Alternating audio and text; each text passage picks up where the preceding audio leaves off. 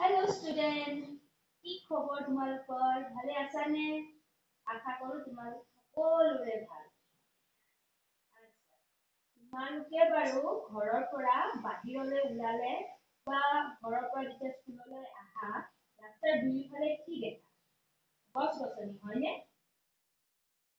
গছ-গছনিৰ কথা মনলৈ আহিলে কি ৰঙৰ কথা পটককৈ মনলৈ আহেনো সেউজীয়া ৰংটো ন কি কাৰণে সেউজীয়া ৰংটো মনলৈ আহে জানানে কাৰণ সেউজীয়া গছ-গছনিবোৰ বহুতো পাতেৰে ভৰি থাকে গছৰ পাতবোৰ সেউজীয়া কি কাৰণে হয় তোমালোকে জানানে এই পাতবোৰত হৰিতকণা বা পত্ৰহৰিত থকা বাবে পাতবোৰৰ ৰং সেউজীয়া হয়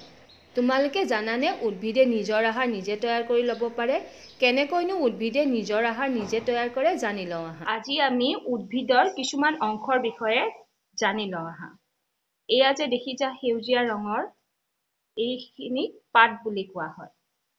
আৰু এইডালক গা গছ বুলি কোৱা হয় আৰু ইয়াতে যে দেখিছা থোপাক চুলিৰ নিচিনা থোপা কিছুমান ইয়া চোৱা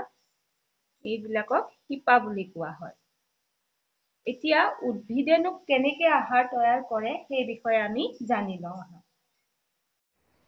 উদ্ভিদৰ শিপাই মাটিৰ পৰা পানীত পমি থকা খনিজ লৱণ শুহি লয়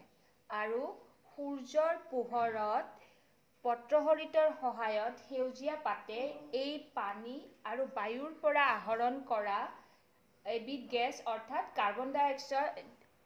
ডাই অক্সাইড গেছৰ সহায়ত আহাৰ তৈয়াৰ কৰে আহাৰ তৈয়াৰ কৰোঁতে পাতে বায়ুৰ পৰা যে কাৰ্বন ডাই অক্সাইড গেছ গ্ৰহণ কৰে তাৰ বিনিময়ত গছডালে অক্সিজেন গেছ বায়ুত এৰি দিয়ে পাতে এৰি দিয়া এই অক্সিজেন গেছখিনি বাৰু কলৈ যায় জানানে পাতে এৰি দিয়া এই অক্সিজেন গেছ প্ৰাণীবোৰে উশাহত লৈ জীয়াই থাকে অৰ্থাৎ আমিবিলাকে উশাহত লওঁ আৰু নিশাহত আমিবিলাকে এৰি দিয়া অৰ্থাৎ প্ৰাণীয়ে এৰি দিয়া কাৰ্বন ডাই অক্সাইড গেছখিনি উদ্ভিদে আহাৰ তৈয়াৰ কৰিবলৈ ব্যৱহাৰ কৰে ইয়াৰ ফলত বায়ুমণ্ডলত কাৰ্বন ডাই অক্সাইড গেছ আৰু অক্সিজেন গেছৰ পৰিমাণ একেই থাকে ইয়াৰ পৰা আমি বুজিলোঁ যে উদ্ভিদে বায়ুমণ্ডলৰ অক্সিজেন গেছ আৰু কাৰ্বন ডাই অক্সাইড গেছৰ ভাৰসাম্যতা ৰক্ষা কৰে আজি আমি এই পাঠটো পঢ়ি কি বুজিলোঁ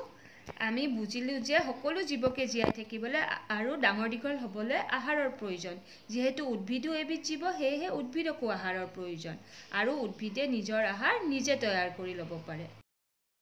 উদ্ভিদে আহাৰ তৈয়াৰ কৰা কামটো আৰু প্ৰাণীয়ে উশাহ নিশাহ লোৱা কামটোত উদ্ভিদ আৰু প্ৰাণী দুয়োটাই ইটোৱে সিটোৰ ওপৰত নিৰ্ভৰশীল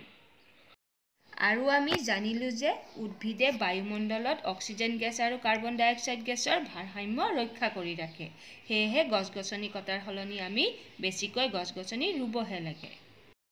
আজি আমি এই পাঠটো আলোচনা কৰি গম পালোঁ যে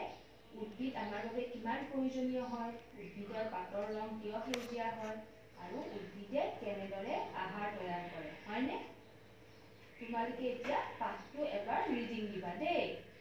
আজিলৈ আহোঁ বাই বাই